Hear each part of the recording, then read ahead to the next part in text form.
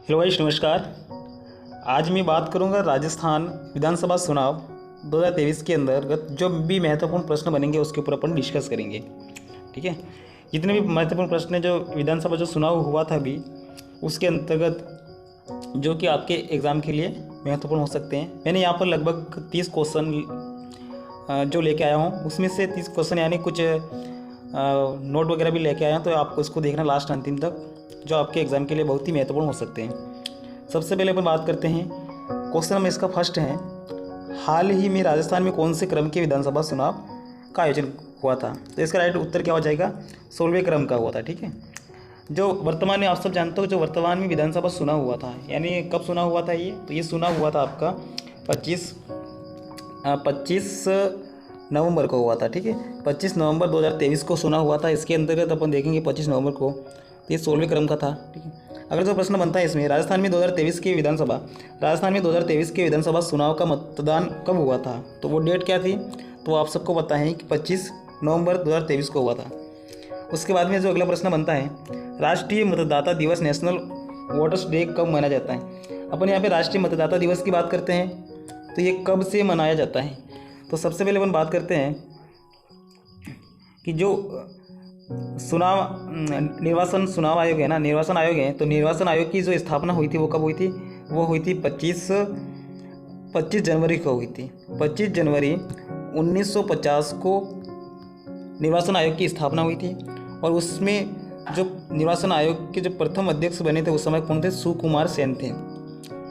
तो 2011 से 25 जनवरी को क्या मनाते हैं? 2011 से मनाते हैं, नेशनल डे मनाते हैं। ठीक है, इसका राइट उत्तर आ जाएगा 25 जनवरी।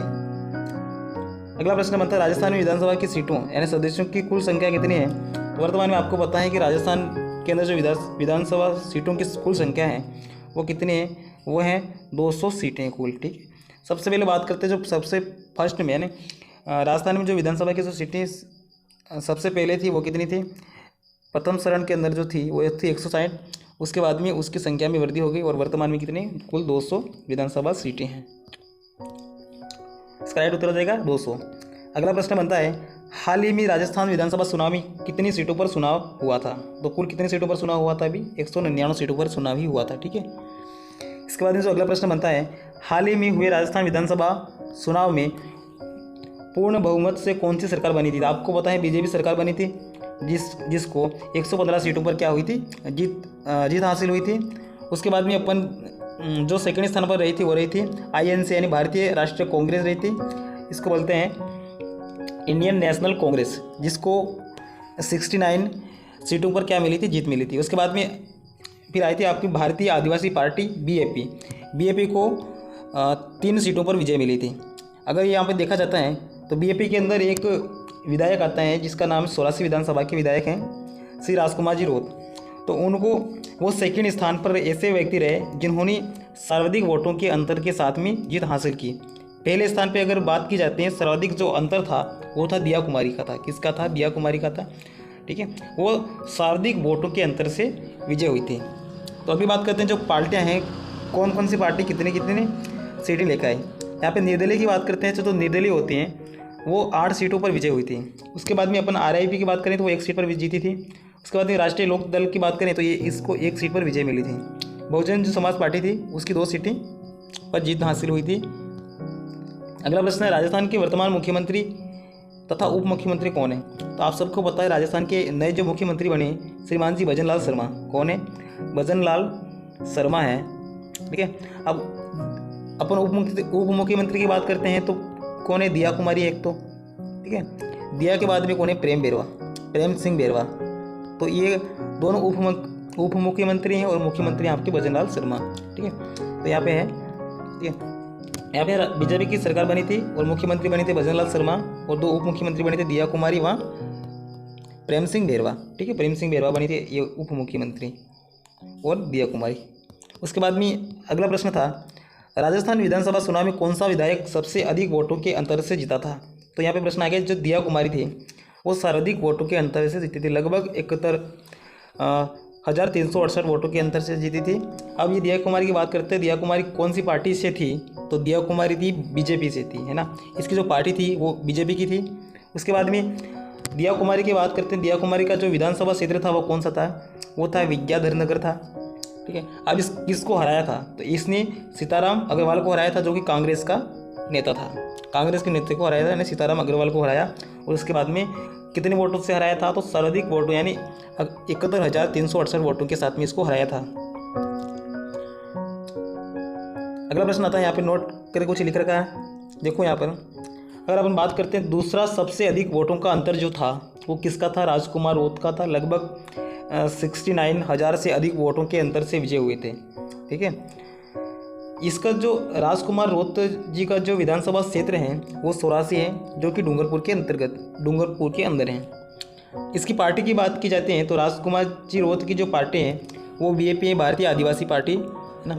इसको भारतीय आदिवासी पार्टी जो है तो उससे उन्होंने चुनाव लड़ा था, ठीक है। अगला प्रश्न आता है, सबसे कम की बात करते हैं तो सबसे कम 321 वोटों के अंतर से हंसराज पटेल, जो कि किस बीजेपी का कार्यकर्ता बीजेपी का नेता था। आप देखो यहाँ पे अपन बीएपी की बात करते हैं तो बीएपी का जो सिंबल है वो क्या था? हॉकी था, है ना, हॉकी था। तो ये बात भी याद रखना है, हॉकी और एक गेंद इस प्रकार से सिंबल था। कांग्रेस का आपको पता है हाथ होता है, ठीक है, और बीजेपी का फूल होता है। और अगर इसकी बात की जाती है यहाँ पर तो इन्होंने जो हंसराज पटेल थे सबसे कम वोटों के अंतर से क्या जीते थे। इनका जो विधानसभा क्षेत्र आ रहा था वो कौन सा आ रहा था? कोटपुतली आ रहा था। और इन्होंने किसको हराया? तो राजेंद्र सिंह यादव को हराया था, जो कि कांग्रेस के थे, ठीक है। नेक्स्ट प्रश्न है, राजस्थान में चुनाव कौन सा आयोग करवाता है? तो राजस्थान के अंदर जो निर्वाचन आयोग होता है वो चुनाव करवाता है, ठीक है। निर्वाचन आयोग की अगर स्थापना की बात की जाती है तो निर्वाचन आयोग की स्थापना कब हुई थी? 25 जनवरी को हुई थी, 25 जनवरी 1950 को हुई थी, ठीक है। ये बात याद रखनी, निर्वाचन आयोग की स्थापना कब हुई थी? 25 जनवरी 1950 को। राजस्थान में प्रथम विधानसभा का गठन कब हुआ था? तो राजस्थान के अंदर जो प्रथम विधानसभा का गठन हुआ था वो था 29 मार्च 1952 में हुआ था। ये बात भी बहुत जरूरी है कि राजस्थान के अंदर जो प्रथम विधानसभा हुई थी उसका गठन कब किया गया था? तो 29 मार्च, यानी साल याद रखना आपको, 1952 को किया गया था। अब आता है, राजस्थान में प्रथम विधानसभा के गठन के समय कुल कितने सदस्य थे? तो सबसे पहले कुल कितने सदस्य, अभी वर्तमान में कुल कितने सदस्य हैं विधानसभा? 200 हैं। पहले सबसे पहले जो प्रथम विधानसभा के गठन के समय कुल सदस्यों की संख्या थी वो थी 160 थे। अब यहाँ पे बात आती है, राजस्थान में प्रथम विधानसभा के गठन के समय कुल 160 सदस्य थे, जिसमें कोई भी महिला विधायक नहीं थी, है ना। इसके अंदर कोई भी जो महिला थी वो विधायक नहीं थी।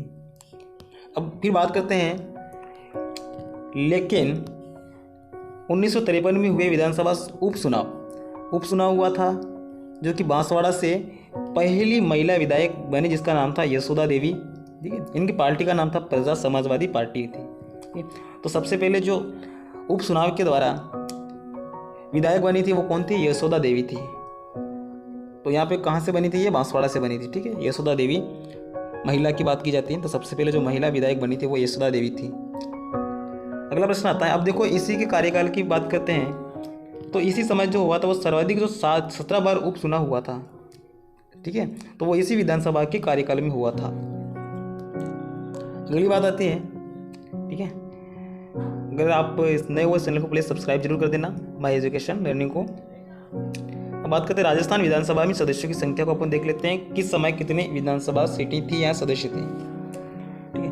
सबसे पहले अपन बात करते हैं तो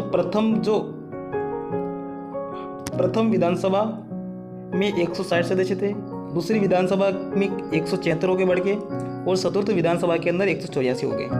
और जब षष्ठम विधानसभा से अभी तक जो कुल सदस्यों की संख्या है वो 200 है, ठीक है। वर्तमान में भी कुल 200 है। वो कब से? षष्ठम विधानसभा से लेकर अभी तक, यानी अभी कौन सी विधानसभा है? 16वीं विधानसभा तक है 200 सदस्यों की संख्या। प्रश्न बनता है, राजस्थान की प्रथम महिला मुख्यमंत्री कौन बनी थी? आप सबको पता है राजस्थान के अंदर जो प्रथम महिला मुख्यमंत्री बनी थी वो कौन थी? वसुंधरा राजे सिंधिया थी, ठीक है। यहाँ पे बात करते हैं तो वसुंधरा राजे सिंधिया 12वीं विधानसभा में, कौन सी विधानसभा में? 12वीं विधानसभा में, जो कि राजस्थान की प्रथम महिला मुख्यमंत्री बनी थी। तो 12वीं विधानसभा में पहली बार महिला विधानसभा अध्यक्ष कौन बनी थी? सुमित्रा सिंह बनी थी। तथा पहली बार जो महिला मुख्यमंत्री बनी थी वो वसुंधरा राजे सिंधिया बनी थी। तो ये बात भी आपको याद रखना है।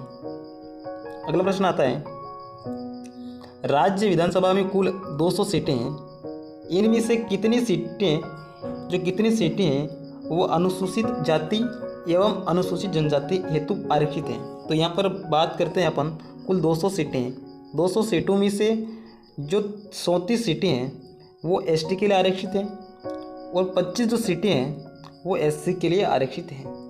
ठीक है, तो अगला प्रश्न बनेगा, प्रश्न क्या अगला है, राज्य के प्रथम विधानसभा अध्यक्ष कौन थे? तो राज्य के जो प्रथम विधानसभा के अध्यक्ष थे वो कौन थे? नरोत्तम लाल जोशी थे। ठीक है, सर्वाधिक कार्यकाल वाले विधानसभा अध्यक्ष श्री रामनिवास मिश्रा। अगर बात की जाती है जो सर्वाधिक कार्यकाल वाले जो विधानसभा अध्यक्ष की बात करेंगे तो वो कौन थे? श्री रामनिवास मिश्रा थे। ठीक है,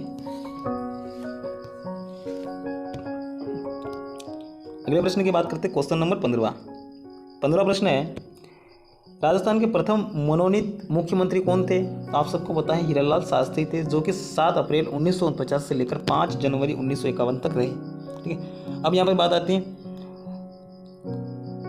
हाँ, राजस्थान के प्रथम निर्वासित मुख्यमंत्री कौन बने थे? 16वां प्रश्न है कि राजस्थान के जो प्रथम निर्वासित मुख्यमंत्री हैं वो कौन बने थे? तो कौन बने थे? वो हैं टीकाराम पालीवाल। ठीक है, इसका राइट उत्तर हो जाएगा श्री टीकाराम पालीवाल, जो कि 1952 के विधानसभा चुनाव के पश्चात क्या बने थे? निर्वासित मुख्यमंत्री बने थे प्रथम। ठीक है, यहाँ पे लिख रखा है 1952 के जो विधानसभा चुनाव हुआ था उनके बाद में जो बने थे वो बने थे श्री टीकाराम पालीवाल बने थे, जो कि निर्वासित थे। ठीक है, अगला प्रश्न है, भारतीय राष्ट्रीय कांग्रेस आईएनसी यानी इंडियन नेशनल कांग्रेस की स्थापना कब हुई थी? तो भारतीय राष्ट्रीय कांग्रेस की स्थापना कब हुई थी? तो यहाँ पर बात करते हैं, ये 1985 में हुई थी और तारीख क्या थी? 28 दिसंबर 1985 के अंदर आईएनसी की स्थापना हुई, इंडियन नेशनल कांग्रेस की। क्वेश्चन नंबर 18 है, निर्वाचन आयोग का उल्लेख कौन से अनुच्छेद के अंतर्गत है? जो निर्वाचन आयोग होता है ना, तो इसका जो उल्लेख किया गया है वो कौन से आर्टिकल के अंतर्गत आता है? तो इसका जो आर्टिकल नंबर है 324 है, इसके अंतर्गत निर्वाचन आयोग का उल्लेख किया गया है। ठीक है, अब यहाँ पे बात आती है मुख्यमंत्री से संबंधित मुख्य बातें। तो जो मुख्यमंत्री हैं उनसे संबंधित महत्वपूर्ण प्रश्न उसकी बात करेंगे। यहाँ पर आप सबको पता है राज्य का वास्तविक व कार्यकारी प्रमुख होता है, कौन होता है? तो मुख्यमंत्री होता है। जो मुख्यमंत्री होता है वो राज्य का वास्तविक व कार्यकारी प्रमुख होता है। राज्य का मुखिया पूछा जाता है तो राज्य का मुखिया कौन होता है? राज्यपाल होता है, लेकिन सरकार का जो मुखिया होता है वो कौन होता है? मुख्यमंत्री होता है। ये बात भी आपको याद रखनी। तो राज्य का वास्तविक व कार्यकारी प्रमुख कौन होता है? तो मुख्यमंत्री होता है। मुख्यमंत्री की नियुक्ति कौन करता है? तो राज्यपाल करता है। राज्यपाल करता है मुख्यमंत्री की नियुक्ति। कौन से अनुच्छेद के अंतर्गत करता है? 64।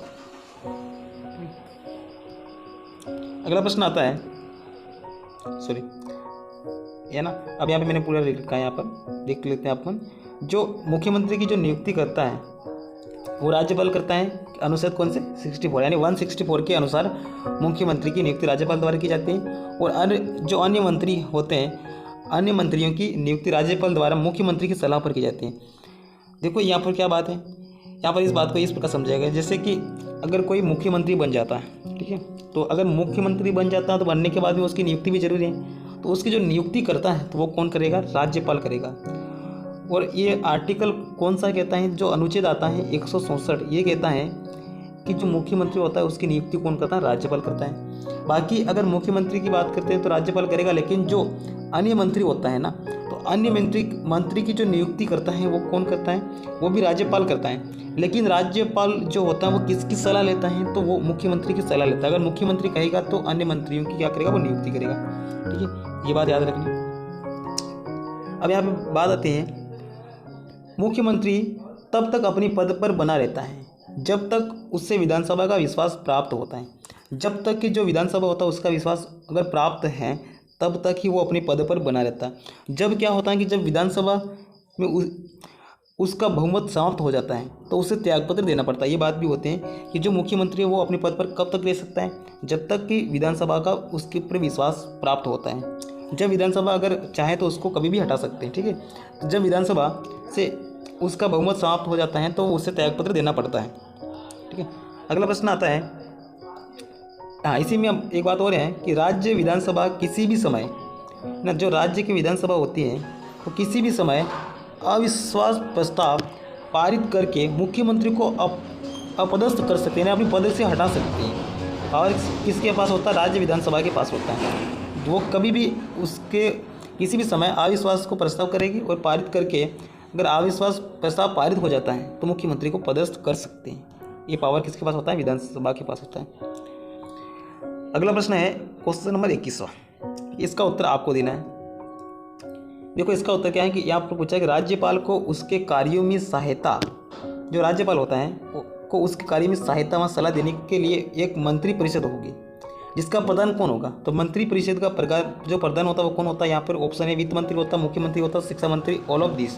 ठीक है, तो इस प्रश्न का उत्तर आपको बताना है। इसका राइट उत्तर क्या होगा? इसका उत्तर आपको कमेंट करके बताना है। ठीक है, अगला प्रश्न है राज्यपाल व राज्य मंत्री परिषद के बीच कड़ी होती है।